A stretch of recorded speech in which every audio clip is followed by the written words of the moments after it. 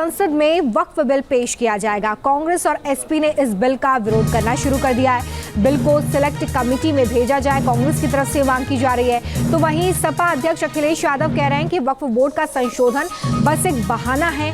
रक्षा, rail और नजूल land की तरह जमीन बेचना ही निशाना है। अखिलेश यादव की तरफ से ये बड़ा आरोप इस बिल को लेकर लगाया जा रहा है। तो वहीं कांग्रेस की तरफ से इसे सिलेक्ट कमेटी में भेजने की बात कही जा रही है। वक्फ बोर्ड से जुड़े कानून में संशोधन के लिए आज लोकसभा में विधेयक पेश किया जाएगा। उसके बाद सदन में इस विधेयक पर विस्तार से चर्चा होगी। सरकार ये चाहती है कि इस बिल में सभी दलों को साथ लाया जाए और सर्वसम्मति से बिल को सिलेक्ट कमेटी के पास भेजा जा सकता है। इसी से जुड़ी एक रिपोर्ट आपको दिखाते हैं।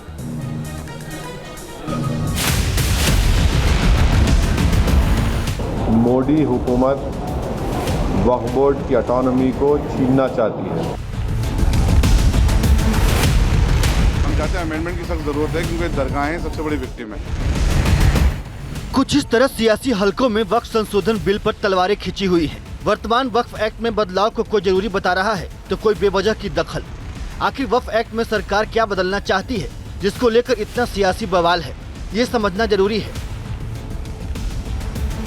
वक्फ से जुड़ी मोदी सरकार की इस पहल को नाम दिया गया है वक्फ संशोधन बिल 2024, जिसके तहत वक्फ एक्ट 1995 में बदलाव प्रस्तावित किए गए हैं। बिल में कुल 40 संशोधन शामिल किए गए हैं, जिसमें एक बड़ा बदलाव है संपत्ति को लेकर वक्फ की अथॉरिटी से जुड़ा हुआ।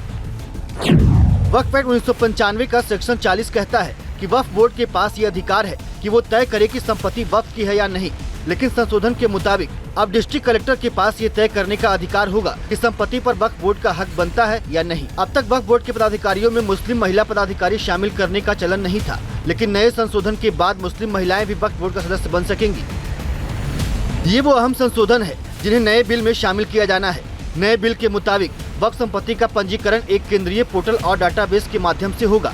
इसके अलावा किसी भी संपत्ति को वक्फ संपत्ति के रूप में दर्ज करने से पहले सभी संबंधितों को उचित नोटिस के साथ राजस्व कानून के अनुसार प्रक्रिया का पालन करना होगा।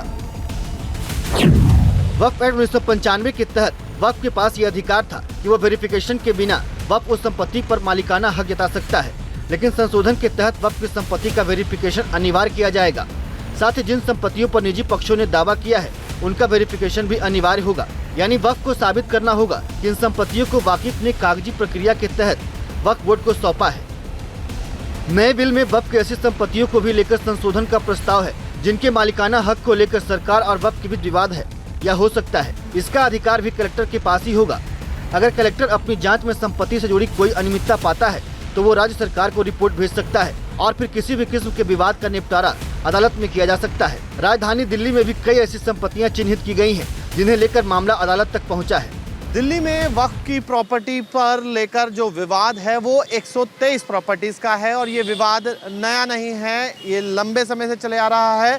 लेकिन हम आपको बताएं कि जो प्रॉपर्टीज़ की बात हो रही है उनमें इस वक्त हम जो है वो वेस्टर्न कोर्ट की ये जो मस्जिद है यहाँ पर खड़े हैं और ये बहुत ही पॉश इलाका है। हम आपको बताते चलें कि दिल्ली की जिन 123 संपत्तियों की बात हो रही है उनमें ज़्यादातर मस्जिद, दरगाह और कब्रिस्तान हैं जिन पर विवाद साल 1911 से चल रहा है। जब अंग्रेज़ भारत की राजधानी कोलकाता से दिल्ली लेकर आए उस वक्त 70 और 80 के दशक में बनी कमेटी की रिपोर्ट के आधार पर साल 2014 में तत्कालीन केंद्र सरकार ने इसको दिल्ली वक्फ बोर्ड को देने का नोटिफिकेशन कर दिया, लेकिन विवाद कोर्ट में चलता रहा। आज भी ये विवाद दिल्ली हाई कोर्ट में लंबित है।